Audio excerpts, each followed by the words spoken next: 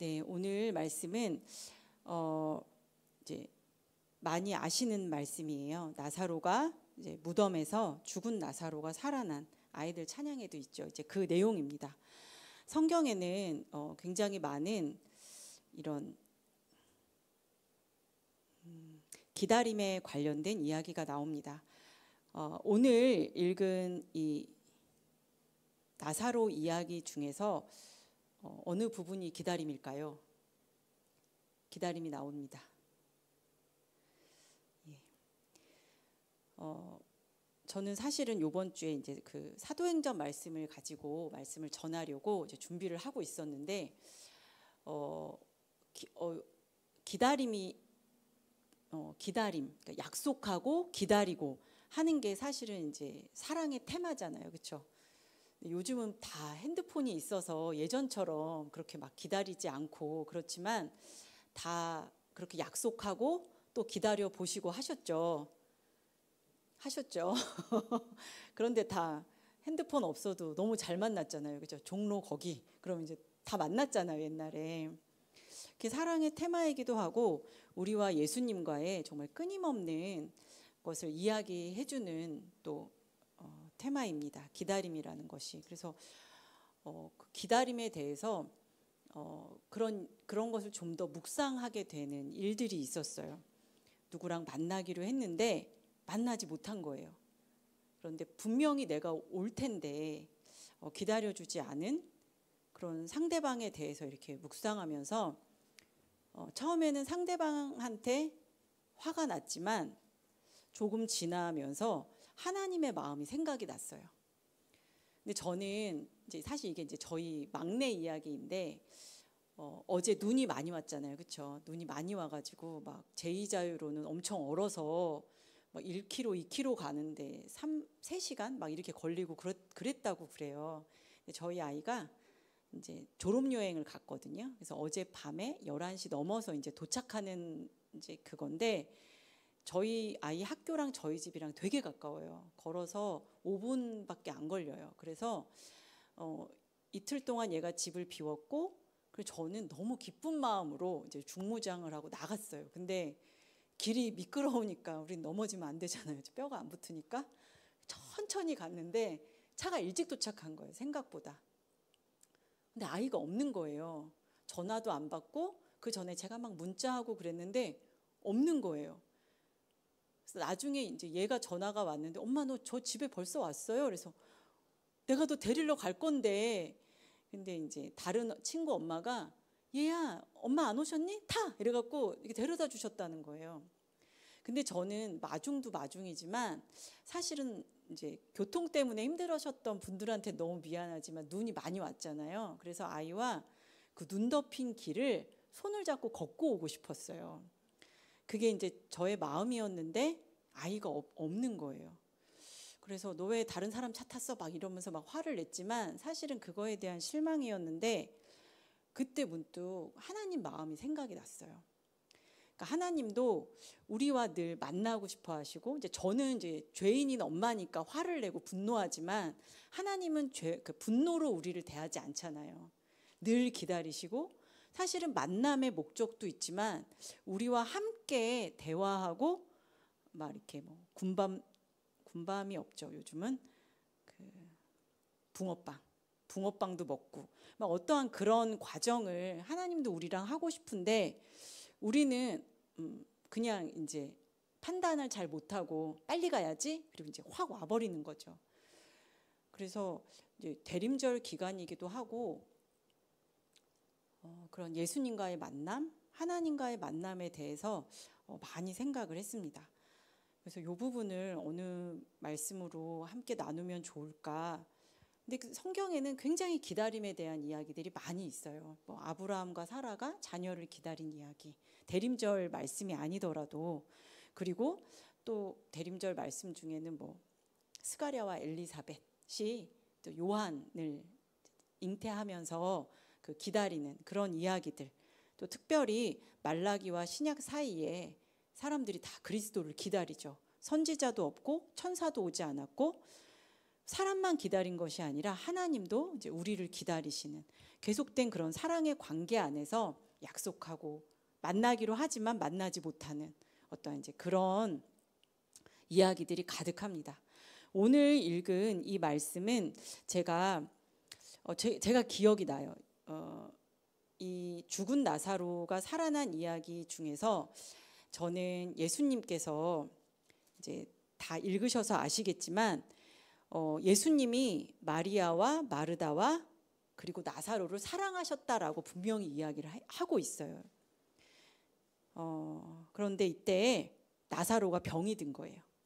병이 들어서 그냥 놔둔 게 아니라 사람을 보냈어요. 멀리 하룻길인데 예수님, 나사로가 지금 병이 들었습니다. 와주십시오. 그러면은 사랑하면 어떻게 해야 돼요? 당장 달려가야 되잖아요. 그렇죠? 모든 걸 스탑하고 뛰어가야 되는데 예수님이 가지 않으세요. 이틀을 더 유하세요. 그 자리에 유하시고 그 다음에 하룻길을 걸어서 가니까 결국에는 3일 후에 나사로에게 도착을 합니다. 근데 이 시간은 충분해요. 뭐가 충분하냐면 나사로가 죽기에 충분하고 죽은 것뿐만 아니라 나사로가 이틀이 정도 지나면 잘 모르지만 그 당시에는 이렇게 냉동고가 없잖아요. 그렇죠? 잘은 모르지만 얼굴이 많이 부패한다고 해요. 그러니까 부패가 진행되기에 너무 충분해요. 근데 예수님은 바로 안 오신 거예요. 정말 죽을 때까지 기다리신 거죠. 저는 이 부분이 20대 때인데 그때 이제 이렇게 말씀 나눔하는 시간이 있었거든요. 이때 제가 막 흥분을 하면서 정말 예수님 너무하시다. 근데 물론 예수님이 이것은 하나님의 영광을 하나님의 아들이 이로 말미암아 영광을 받는다 이렇게 이야기하셨지만 사람은 너무 슬프잖아요. 너무 슬픈데 하나님의 영광은 중요하지만 물론 사람이 가족이 죽어서 슬픈 것은 중요하지 않은가? 막 이러면서 제가 굉장히 격분을 하면서 막 이거를 난 이해가 안 돼. 하나님이 이렇게 하시는 건 정말 이해가 안 돼. 막 그런 생각을 했었어요. 물론 지금도 저는 제 감정이 저의 주인공이죠. 제 감정이 저의 주인공인데 이때는 아마 더 했을 거예요. 이렇게 슬픔을 죽음 앞에 사람이 얼마나 슬퍼하는지 아시면서 이렇게 하신 거는 예수님이 너무하신다. 이러면서 이 감정 때문에 여기를 더 들여다보진 않았었어요. 그 이틀이 저에게 너무 중요했어요. 이틀을 유하시다니. 그리고 먼데 하룻길을 또 걸어와야 되는데 이렇게 기다리게 하시다니. 슬프게 하시다니. 근데 중요한 거는 여기서 예수님을 그 다음엔 아무도 안 기다렸을 거예요. 왜냐하면 죽었으니까 이제 장례를 치르고 다 슬퍼하고 있지 예수님을 기다렸을까. 근데 이 이틀 기간에 예수님은 기다리셨어요. 시간이 지나가기를 그리고 이 마리아와 마르다를 만나기를 나사로를 만나기를 예수님은 기다리셨다는 거예요. 딱 이틀 지나고 이제 가셨어요. 저는 특히 그래요. 내가 원하는 시간이 있잖아요. 그렇죠? 하나님 이때입니다. 이때를 위해서 이때 꼭 오셔야 하고 사실은 작은 고통이라는 거는 없어요. 사람마다 그 고통의 크기는 다 다르기 때문에 누군가는 제가 진짜 약간 상처받았던 게 막 사람들이랑 나눔할 때 저는 아이가 아토피가 있어서 너무 힘들어요. 그게 왜 힘들어? 애가 피부병 있는 게 뭐가 힘들어? 그러니까 무슨 꼭 막 이렇게 뭐 사업이 망하고 막 죽을 병에 걸리고 이런 것은 고난으로 내가 인정하겠다만 그게 왜 힘들어? 막 이럴 때 진짜 되게 상처가 되죠. 나는 잠을 못 자고 생활이 안 되는데. 근데 여튼 이런 남이 볼 땐 작은 고통이지만 이런 걸 하나님이 막아주셔야 된다. 이제 이게 나의 생각이에요. 그런데 하나님은 시간을 지체하세요. 뭔지 모르지만 이 병 문제가 아니라 더 큰 일을 위해서 시간을 지체한다는 거예요. 그래서 응답 없고 좌절된 마리아와 마르다는 그 이틀을 지냅니다. 우리에게도 그 이틀이 있어요. 삶 가운데. 제가 생각해 보니까 편하고 행복하다. 더 이상 바랄 게 없다. 이렇게 생각했던 시간은 한 번도 없어요.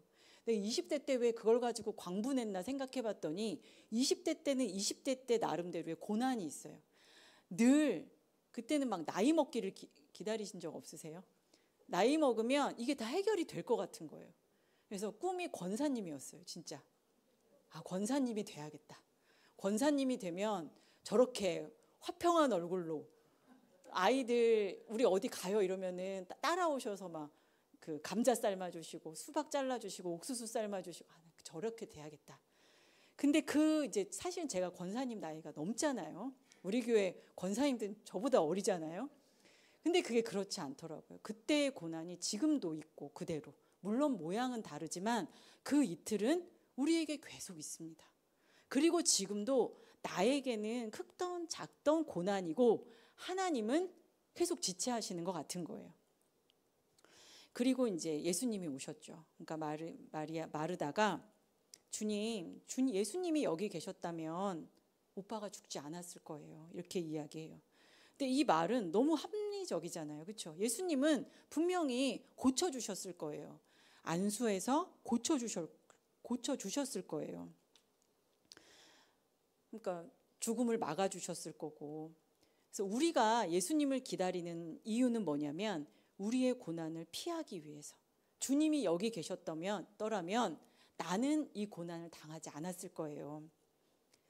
근데 예수님은 그 고난을 당하게 놔두십니다. 이게 예수님과 우리의 그 기다림의 큰 차이인 것 같아요. 그 고난을 받고 그 고난을 통과할 때까지 우리 주님이 그냥 계시는 거예요. 지금도 사실은 고난에 대해서 늘 제가 이렇게 설교하면서도 제가 알고 설교하는 내용은 사실 전 잘 없다고 생각해요. 잘 몰라요. 그러니까 그게 늘 고민이죠. 스토리를 이야기하라고 그러면 하겠는데 잘 몰라요. 근데 다만 조금 이제 20대와 지금이 좀 다르다면 이 고난이 아니면 배울 수 없는 것이 있구나. 그냥 이 정도예요.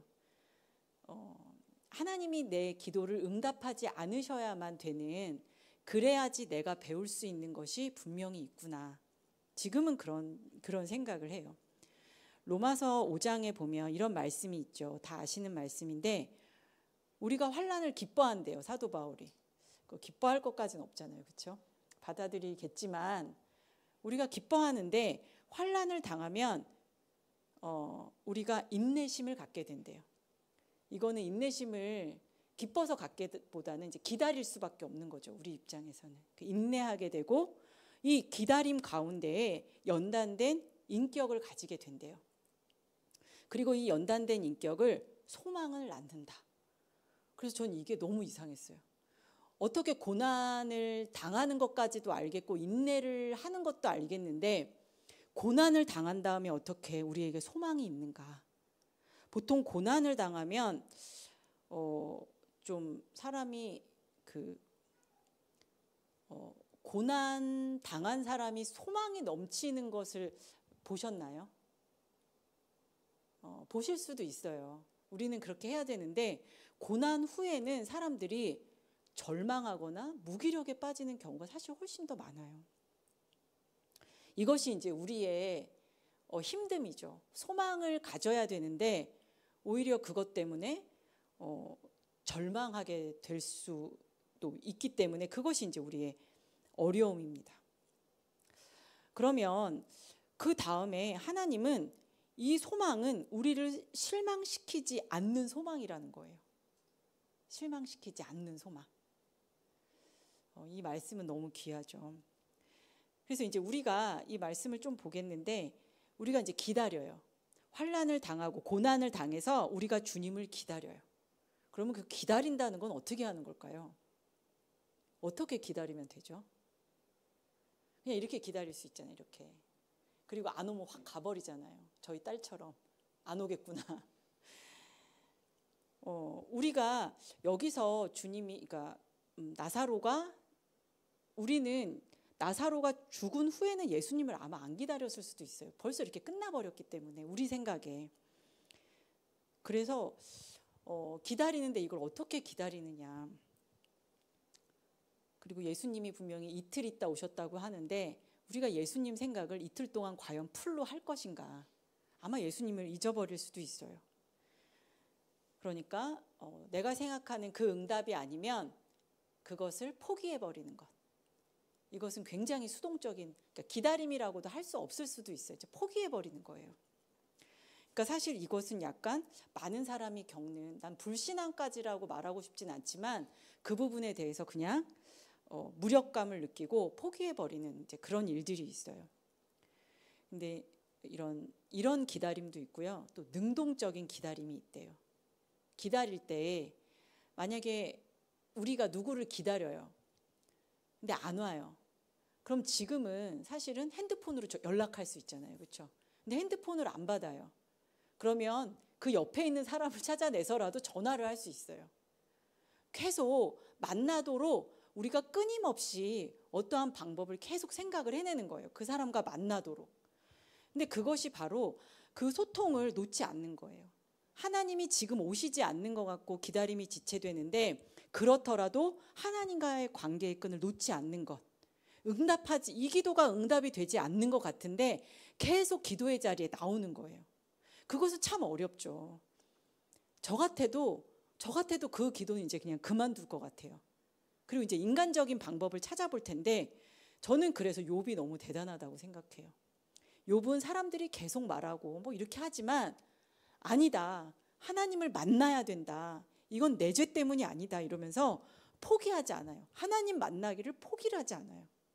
저는 이게 욥이 정말 욥은 아프고 막 이렇게 진짜 기왓장으로 자기 몸을 긁으면서 어떻게 움직일 수 없었지만 누구보다 능동적으로 하나님을 기다렸어요.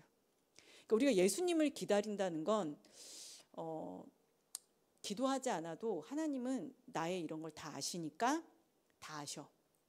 이렇게 하고 끝나는 것이 아니라 하나님과 아주 솔직하게, 그리고 내 마음이 아프고 원망이 되더라도 그 기도의 자리를 떠나지 않고 정해진 시간에 나오는 거예요. 그것이 능동적인 기다림이라는 거죠.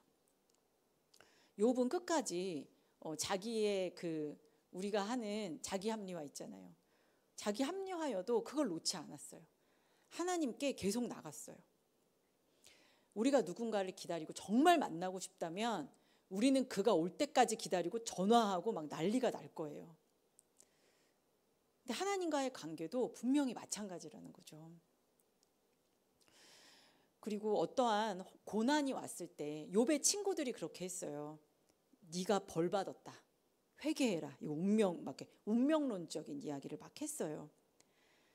하지만 우리에게는 하나님이 주신 렌즈가 있어요. 똑같은 일을 다르게 볼 수 있는 힘이 있어요. 그것은 뭐냐면 우리가 앞에 이렇게 읽은 로마서 말씀처럼 이것은 영광을 위한, 하나님의 영광을 위한 시간이야. 이 연단은 분명히 소망으로 갈 거야 라고 우리는 그것을 계속 의미를 두고 재정의하는 거예요. 이것은 내가 벌을 받았어. 이것은 이렇게 되려고 했나 봐. 끝. 이것이 아니라 그 일에 대해서 우리는 끊임없이 생각하는 거죠. 누군가가 나에게 무례하게 하거나 어떠한 관계에 어려움이 있다면 그 사람을 욕하고 그냥 끝내버리면 그 일은 나에게 굉장히 불쾌한 일밖에 되지 않아요. 그런데 그 사람과 나의 관계를 보면서 그 사람을 보면서 나를 보는 거죠. 왜냐하면 우리는 나를 못 보잖아요. 눈이 바깥으로 향해서 나를 덩어리감으로 볼 수 있는 눈이 우리에겐 없어요. 그래서 그 사람을 보면서 저것이 하나님 앞에 내 모습인가? 이웃을 향한 나의 모습인가? 그렇게 내가 재정의하고 바라보면 그 사건은 정말 놀라운 귀한 사건이 돼요. 회개할 수 있고 나를 볼 수 있는 선물 같은 시간이 됩니다. 우리가 누구를 미워하면 밤에 잠을 잘 수가 없잖아요. 그렇죠? 정말 나를 좀먹고 막 아프게 하는 일인데 이것을 하나님 앞에 재정의하면 정말 막 시원하게 회개할 수 있는, 영혼이 정말 찌꺼기가 빠져나갈 수 있는 그 시간으로 우리는 삼을 수 있습니다. 그리고 예수님께서 이제 이렇게 말씀하셨어요. 나는 부활이요 생명이니, 이렇게 말씀을 하셨어요. 예수님은 부활이다. 그러니까 우리하고는 정말, 우리는 주님, 이 사람이 안 죽었으면 좋았을 텐데, 우리는 고작 생각하는 게, 고작은 아니죠. 우리가 바라는 건 거기까지예요. 그렇죠? 그리고 무덤 앞에서 우리는 울고 오빠가 나에게 이렇게 해줬어. 뭐 이런 과거의 행복을 회상할 수밖에 없잖아요. 그 사람에 대해서 이야기하는 것밖에는 우리가 할 수 있는 것이 없어요. 그런데 우리 주님은 나는 부활이다. 이렇게 이야기하면 그가 부활했고 예수님께서 부활이다라고 이렇게 선포하시면 아시죠? 장례식장 분위기도 달라지고요. 그리고 우리가 살아가는 이 시간도 달리 해석이 됩니다. 그냥 과거의 행복을 회상하고 이제 죽었고 그가 끝이고 이런 것이 아니라 우리는 그 부활을 향해서 이제 달려가는 거예요. 그래서 장례식장은 되게 많은 그 모습들이 있어요. 우리는 이제 곡하는 모습을 이제 믿는 지체들의 그 장례식에는 곡하는 걸 잘 볼 수 없지만 이렇게 그 장지에 가게 되면 정말 아이고 곡하는 소리가 막 들려요. 너무 마음이 아프죠. 거기까지밖에 인간은 못해요. 소망이 없는 거예요. 그런데 예수님이 부활이고 그도 부활했고 우리도 부활할 것이고를 알면 그 다음 시간은 다르게 디자인되고 다르게 보입니다. 그래서 우리가 잠깐 있다 사라질 것에 대해서 이렇게 보는 것보다는 생각하게 되는 것보다는 영원히 남을 것에 대해서 우리는 더 많이 시간을 사용하게 되고 영원히 남을 것을 중심으로 우리는 살아가게 됩니다. 우리도 이 나사로의 죽음에 대해서 사실은 예수님이 이 사건을 딱 보면서 우리에게 주신 이제 그게 있잖아요. 우리가 어떤 사건을 보면서 해석하듯이 우리도 이제 여기에서 생각해 볼 영역이 있습니다. 우리의 삶에서 우리가 이건 죽었다. 이거는 끝났어. 소생 불가능하다라고 생각하는 어떠한 영역이 있으신지요? 사람마다 다 달라요. 그래서 그런 느낌을 가져보신 적이 있는지 모르겠어요. 나 이렇게 하고 싶지 않은데 나라는 감옥에서 내가 헤어나올 수가 없는 거예요. 내가 생각할 수 있는 범위, 내가 처리하는 나의 그 행동 패턴이 막 변하지를 않아요. 그것도 사실은 감옥이죠. 뭐 경제적인 파탄이 있을 수도 있고요. 관계의 단절이 있는데 내 힘으로 어떻게 할 수가 없어요. 그다음에 영적인 침체도 내 힘으로 어떻게 할 수가 없죠. 이것이 바로 나사로의 무덤과 같은, 나사로의 죽음과 같은 일입니다. 그런데 하나님께서는 우리는 이것이 해결되길 이렇게 바라지만 하나님은 이 부분을, 병든 부분을 고치는 것을 넘어서서 우리의 이 죽은 것 같은 이 부분에서 하나님의 큰 영광을 드러내기를 원하십니다.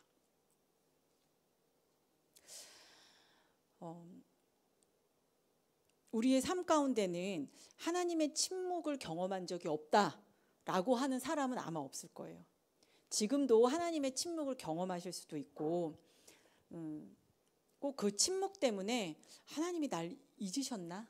이런 생각이 드는 그 시간은 우리에게 참 자주 있습니다. 사실은. 그런데 그 하나님이 예수님께서 이틀을 지체하시고 이 시간은 너를 잊었어, 너를 버렸어가 아니라 사실은 부활의 생명을 위한 우리 주님께서도 너무 달려가고 싶으셨는데 우리 주님께서도 기다리시는 그런 너무 소중한 그 이틀이라는 거죠. 우리 주님은 나는 부활이요 생명이다 이렇게 말씀하셨어요. 그리고 연단된 인격을 통해서 우리가 소망 가운데 있기를 우리 주님은 원하십니다. 이 고난이 절망이 되지 않고 어떻게 우리에게 소망이 되는가?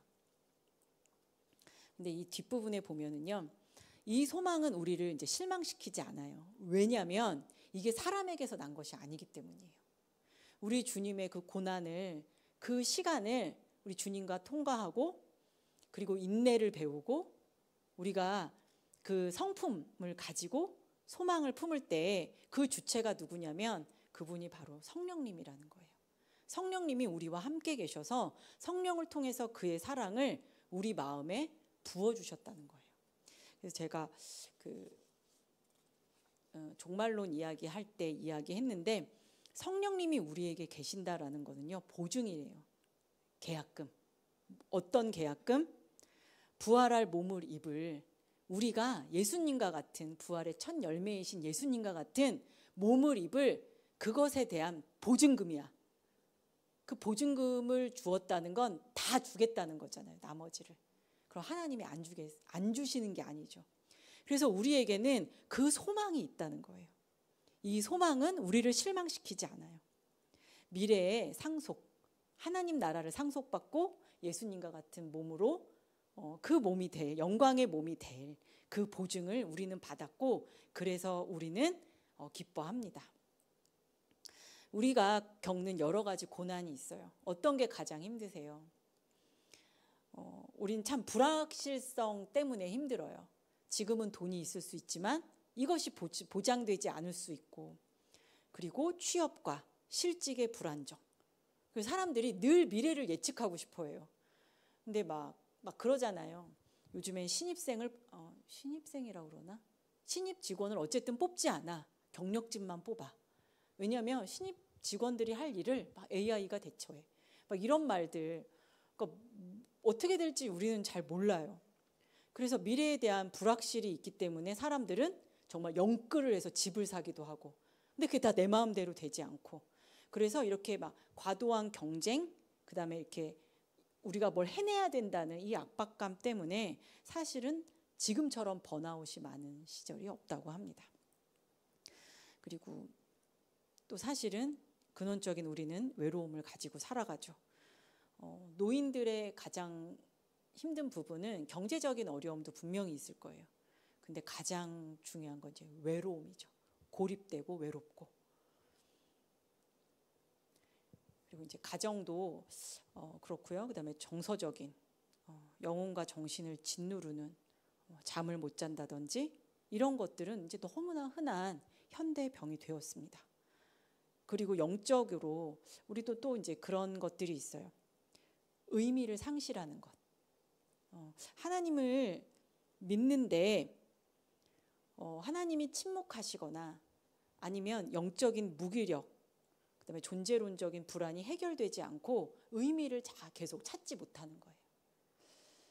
그래서 요즘에 보면 지금도 그렇지만 유럽이나 미국은 막 불교에 굉장히 훨씬, 그러니까 우리는 불교를 믿고 유교의 바탕이지만 예수님을 받아들였잖아요, 그렇죠? 근데 오히려 하나님을 믿던 이런 나라에서 의미를 찾지 못하고 막 불교에 열광하기도 하고 뭐 이런 일들이 있습니다. 동양 종교는 너무 매력적인 거예요, 그들에게. 우리에게 있는 나사로의 죽음과 같은 이런 고난들, 나사로의 죽음이 하나님의 영광을 위한 것인 것처럼 병고침을 넘어서 우리는 부활을 소망합니다. 저는 이런 생각을 했어요. 이 대림절 기간이 되면 우리는 다시 오실 예수님을 기다려요. 그렇죠? 예수님은 오셨고 이제 다시 오실 예수님을 기다리고 재림의 예수님을 기다리고 뭐 이렇게 이야기하는데, 정말 우리가 재림을 기다리며 능동적으로 예수님을 기다리는 건 어떻게 하는 걸까? 예수님을 기다리는 건 어떻게 하는 걸까? 정말 기다리는 건 부활의 주님을, 예수님이 나는 부활이다 그러면서 나사로야 나와라. 그러니까 정말 얼굴에 수건을 쓰고 몸에 이렇게 감았던 냄새나던 나사로가 걸어 나오잖아요. 그렇죠? 정말 우리가 기다려야 되는 건 부활의 예수님이 우리에게 우리의 각자의 이름을 지금도 다 불러주셨죠. 그렇죠? 예나야 나와라. 우리 각자 자기 이름을 이렇게 불러보세요. 나와라. 그래서 이 땅에서 부활의 생명을 가지고 예수님이 우리에게 주신 그 생명을 누리면서 사는 게 가장 적극적인 기다림인 거예요. 왜냐하면 나는 하나님과 함께 있기를 원해요. 우리는 다 그걸 원하잖아요. 그렇죠? 이 땅이 너무 좋아서 막 그럴 수도 있죠. 물론 결혼도 해야 되고 막 있어요. 하지만 우리는 이 땅에 사는 것도 좋지만 사실은 우리는 하나님과 함께 있고 싶어요. 근데 그분을 가장 능동적으로 기다린다는 건 하나님이 우리에게 모두 성령을 주셨고 그리고 부활의 영을 주셨잖아요. 그것을 너무나 간절한 마음으로 어느 날은 되고 오늘은 뭐 그냥 살고 이런 것이 아니라 정말 적극적으로 기다린다는 건 그렇게 살기 위해서 간절하게 내가 몸부림치는 것. 그게 가장 적극적인 기다림의 모습이겠다. 그러한 생각을 했습니다. 우리는 만약에 우리가 저는 가끔 이제 그런 생각할 때가 있어요. 내가 계획한 걸 내 뜻대로 다 실행하진 않잖아요. 그렇죠? 나는 오늘 이것도 하고 싶고 이것도 하고 싶고 이것도 하고 싶었어. 뭐 예를 들면 말씀도 이만큼 보고 싶었고 교제하고 싶었고 하나님과, 그리고 누구도 돌보고 싶었고 나는 춥지만 나가서 뛰고 싶었어. 근데 이거를 내 마음대로 하지를 못해요. 뭔가 알 수 없는 진짜 그 내 안에 감옥이 있는 거죠. 근데 이것만 내가 하나님 내가 요것만 이렇게 되는 그것을 넘어서서 이 부활의 생명을 나누고, 그리고 하나님이 우리에게 각자에게 부활의 생명을 알게 하시고 우리가 복음을 통해 생명의 교제로 나아가기를 원하잖아요. 그렇죠? 알게 하신 이유는 나만 아는 것이 아니라 나를 통해서 나사로가 죽고 살아난 다음에 바리새인들이 나사로까지 죽이고 싶어 했어요. 왜냐하면 그 때문에 예수님을 믿는 사람이 더 많아지니까. 우리는 이 소명과 사명에 쩔쩔매는 것을 넘어서서 정말 생명의 교제로 이 생명을 다른 이들에게도 흘려보내고 싶잖아요. 그렇죠? 근데 이것이 어떠한 해야 되는 일이 아니라 우리 주님을 기다리는 그냥 그 모습이기를 바라는 거죠. 주님을 너무 사랑하고 만나고 싶은데 그냥 어떻게 기다려야 될지 우리가 모르잖아요. 근데 그 나라에 내가 사는 것처럼, 그 생명을 가지고 하나님과 하늘나라에 있는 것처럼 이 땅에서도 그 생명을 누리려고 안간힘을 여기에다가 쓰는 거죠. 만성적인 우리에게 염려가 있어요. 그런데 우리가 그 부활의 생명으로 살아간다면 주님의 통치하심이 나를 통해서 드러나잖아요. 그렇죠? 그리고 정죄감이 있을 수 있어요. 그런데 그 십자가, 부활의 우리 주님이 우리를 자유롭게 하실 거예요. 그리고 현대인들이 가지고 있는 무력감이 있어요. 너무 잘하고자 하니까 아예 막 힘이 빠져버리는, 이게 정말 나사로의 시체와 같은 거죠. 살고 싶으나 내 힘으로 할 수 없는. 그런데 연약함 속에서도 그리스도의 능력으로 우리 주님이 나를 부활의 능력으로 부르시는 거예요. 나와라. 무덤에서 나와라. 저는 이번에 그 이윤석 목사님하고 같이 이렇게 그 장례에 갈 기회가 있었는데, 이윤석 목사님하고는 사실은 교제를 한 번도 해본 적이 없어요. 인사하고 아주 형식적인 이제 그런 뭐 요번 주 설교 본문입니다. 이런 카톡밖에는 안 해봤는데 이윤석 목사님이 정말 이런 에너지가 있으시더라고요. 우리가 나이가 먹고 이제 죽어가는, 이윤석 목사님이 그러시다는 게 아니라 우리가 다 그렇잖아요. 그러면 굳어지고 완악해지고, 어떠한 또 노인 심리학이 따로 있어요. 노인들만 가지고 있는 심리가 있거든요. 그러니까 되게 그런 게 피해의식, 이런 게 되게 전형적으로 이렇게 나아가는 건데, 이윤석 목사님은 오히려 저보다 훨씬 젊으시더라고요. 도전하시고 배우시고 이런 어떠한 감옥에 갇혀 있는 모습이 안 보이시는 거예요. 그래서 되게 충격받기도 하고 너무 즐거운 시간이었었어요. 이렇게 되면 너무 좋겠죠. 근데 이윤석 목사님의 그런 개인적인 그분의 성품이 그럴 수도 있죠. 그렇지만 우리가 하나님과 교제하면 우리도 그런 멋진 나이듦이 분명히 가능할 거예요. 우리가 또 살아가면서 많은 현대인들이 느끼는 게 의미를 상실하는 거죠. 하지만 부활의 능력이 우리에게 있다면 우리가 어떠한 고난이 있을 때 우리 넘어질 수 있어요. 낙심할 수 있죠. 하지만 우리는 계속 재해석할 수 있어요. 그리고 이 연단이 소망이 되어진다는 걸 우리는 선포할 수 있어요. 그리고 우리의 삶으로 주님을 증거할 수 있어요.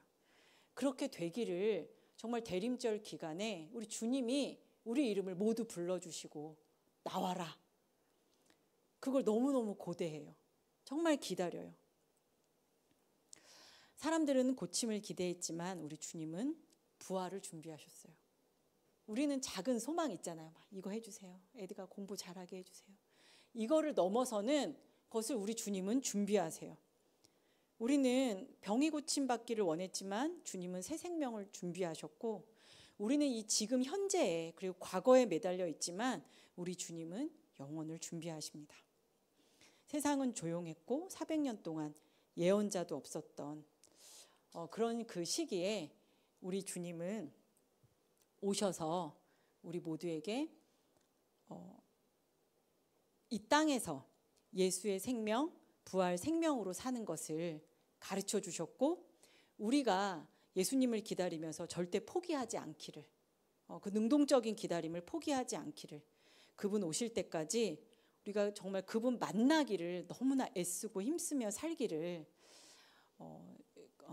소망하고, 또 그런 우리가 되기를 이렇게 소망합니다. 최고의 능동적인 기다림이 대림절 기간에 우리에게 있기를, 그리고 막 간절히 그분 만나기를 소망하는 우리가 되기를 이렇게 기도합니다. 제가 짧게 기도하고 우리 찬양하고 기도하겠습니다. 사랑하는 하나님, 어떨 때는 가끔 주님의 무덤이 아니라 내 무덤에 갇혀 있을 때가 있습니다. 염려하고 무기력하고 또 관계에서의 오는 그 어려움들을 내 힘으로 어떻게 하지 못해 죽은 것 같은 자가 됩니다. 하지만 주님, 내 이름을 부르시고 나오라고 말씀하신 그 부활의 주님을 신뢰하며 나아갑니다. 주님, 예수님의 생명으로 부활의 영으로 씩씩하게 주님 기다릴 수 있기를 주여 간절히 기도합니다. 대림절 기간이 예수의 생명으로 살아나는 그 기간 되게 하옵소서. 예수님 이름으로 기도했습니다. 아멘.